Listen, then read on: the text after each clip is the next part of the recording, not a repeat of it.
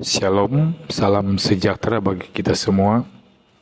Saat ini saya akan membawakan renungan berdasarkan firman Tuhan yang terdapat di dalam 2 Samuel pasal 15 ayat 1 sampai ayat 12 sesuai bahan MTPJ Sinode Gemim tanggal 28 Januari sampai 3 Februari tahun 2024.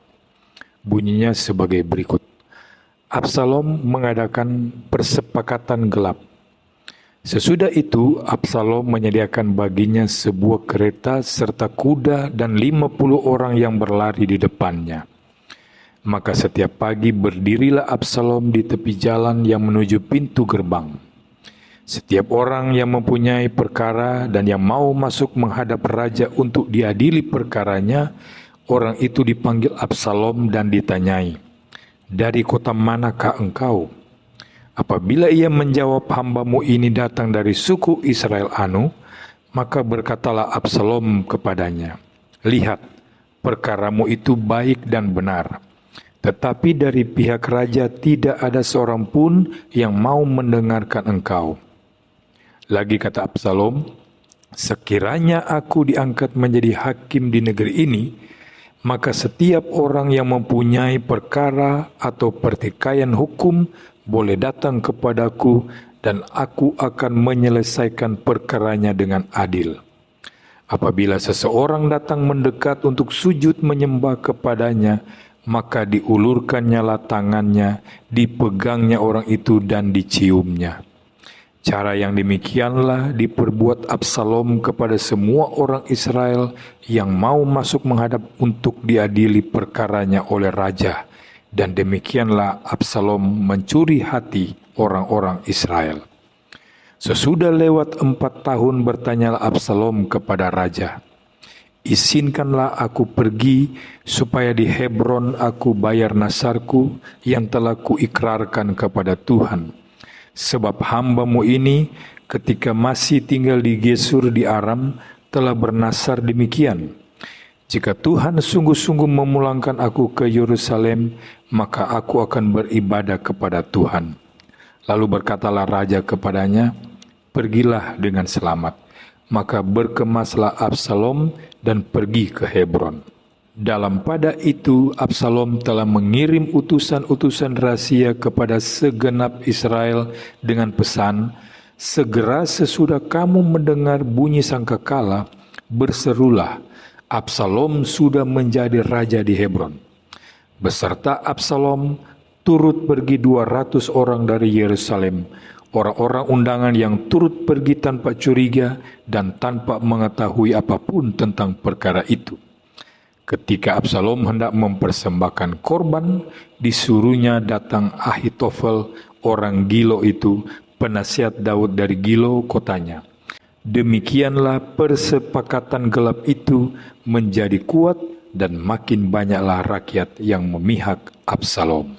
Saudara-saudara yang Kristus kasihi, saya membayangkan kalau saja ada orang yang mengangkat cerita tentang Absalom ke layar lebar, maka yang pertama-tama sang produser film akan mencari seorang aktor yang akan memerankan tokoh Absalom itu. Syaratnya tentu saja sang calon aktor haruslah seorang pemuda berwajah tampan dan ganteng, sedapat mungkin lebih tampan dari Tom Cruise atau Nicholas Saputra. Sebab Alkitab berkata, dari telapak kaki sampai ujung kepala tidak ada cacat pada Absalom. Dan lagi rambutnya harus ikal, lebat dan hitam memanjang. Menurut Alkitab, Absalom itu setiap tahun sekali wajib menggunting rambut. Sebab bila tidak, kepalanya lalu terlampau berat, dibebani rambutnya yang lebat. Bayangkan saja, sekali buang rambutnya saja berbobot 200 sikal atau lebih dari 3 kilogram, luar biasa. Namun saudara, pemuda tampan dan pesolek saja belumlah memenuhi syarat. Selain berwajah ganteng dan rambut panjang bergerai-gerai, si calon aktor Absalom tersebut wajiblah berbadan tegap berwajah keras dan berwatak tegas, sedikit berangasan begitulah. Jadi dibutuhkan orang semacam Arnold Schwarzenegger. Coba saja, sebab dalam cerita tersebut nantinya, tokoh Absalom itu tidak boleh ragu membunuh Amnon saudaranya, membakar panglima perang rajanya, bahkan menggulingkan ayahnya Daud dari singgasana. Tapi baiklah, jangan saudara membayangkan Absalom itu pembunuh berdarah dingin, bagaikan bandit-bandit mafia. Sama sekali tidak. Sebab tokoh kita Absalom itu dalam wajah dan sikapnya memancarkan pula cahaya keramahan dan kebijaksanaan. Kalau tidak begitu, bagaimana bisa Absalom mencuri hati banyak orang Israel menjadi pemuja dan pengikutnya? Absalom memperhatikan sekaligus memanfaatkan persoalan-persoalan sosial rakyat kecil. Absalom mengambil kebijaksanaan-kebijaksanaan yang membantu dan menarik simpati mereka. Maka jadilah tokoh Absalom ini semacam Eddie Dupris yang diperankan Morgan Freeman dalam film $1 Million Baby. Begitulah kira-kira tokoh Absalom. Merangkaikan kegantengan Tom Cruise, keganasan Schwarzenegger, dan kebijaksanaan Eddie Dupris. Artinya sulit dicari tandingan dan bandingannya. Absalom adalah seorang pemuda dengan masa depan amat terbuka, sekaligus seorang pemuda dengan kepribadian dan keinginan-keinginan yang sulit diterka. Absalom adalah putra seorang raja, bukan seorang raja biasa, sebab raja itu adalah Daud namanya. Sebagai ayah, Daud mencintai anak-anaknya. Sebagai raja dengan bijaksana ia memerintah negaranya. Nah, kurang apa lagi? Kecuali justru Daud ingin terlalu bijaksana, tidak mau menyakiti hati siapapun juga, sehingga gerak-geriknya lalu lamban dan terasa kurang tegas. Maklum saja saudara, Daud bukan lagi gembala muda yang pernah mengalahkan raksasa Goliat, tapi sekarang Daud adalah raja tua yang sudah lama tinggal di istana dengan kekuasaan yang bertambah-tambah dan wilayah pemerintahan yang kian berkecambah. Daud adalah raja tua yang sibuk sehingga banyak persoalan lalu luput dari perhatiannya. Daud adalah raja tua dengan banyak maksud baik dalam hati, tapi apa daya, waktunya tidak pernah lebih dari 24 jam sehari. Daud tidak ingin menyakiti hati siapapun juga, tapi dalam kehidupan ini, keinginan seperti itu mana bisa. Karena itu yang paling tidak sabar melihat ini semua adalah Absalom putranya sendiri. Sekali peristiwa adik Absalom bernama Tamar diperkosa saudara tirinya Amnon. Daud marah sekali tentu saja, tapi tidak dapat lebih dari itu. Karena bagi Daud, baik Tamar maupun Amnon adalah putra-putrinya sendiri. Tapi bagi Absalom tidak, baginya yang salah itu salah entah siapa, tidak dapat dibiarkan begitu saja. 2 tahun Absalom menanti, tapi ternyata tidak ada tindakan sama sekali. Karena itu Absalom mengambil tindakan sendiri, dibunuhnyalah sang saudara tiri itu. Itulah Absalom yang muda, yang prinsipnya tidak mendua, yang salah tetap salah entah siapapun dia, tidak mungkin dibiarkan begitu saja. Ketidakpuasan yang menumpuk membuat Absalom terjebak oleh ambisi. Sang raja harus diganti dengan paksa oleh dirinya sendiri, maka ditariknya simpati rakyat Israel yang pernah sakit hati. Saudara-saudara, ambisi menurut pengertian Kamus Besar Bahasa Indonesia adalah keinginan atau hasrat atau nafsu yang besar untuk menjadi atau memperoleh atau mencapai sesuatu seperti pangkat atau kedudukan. Dan pengertian dari berambisi adalah berkeinginan keras mencapai sesuatu atau cita-cita atau harapan dan sebagainya.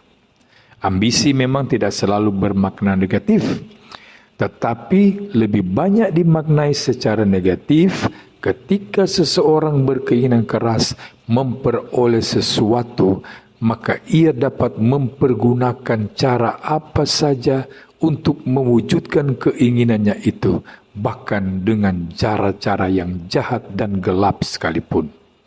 Saudara-saudara, menjelang pemilihan kepala daerah atau presiden, biasanya para calon akan tebar pesona.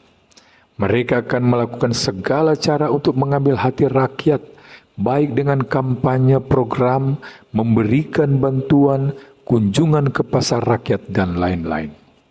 Tidak jauh berbeda dengan Absalom yang berhasrat mengkudeta Raja Daud yang adalah ayahnya sendiri.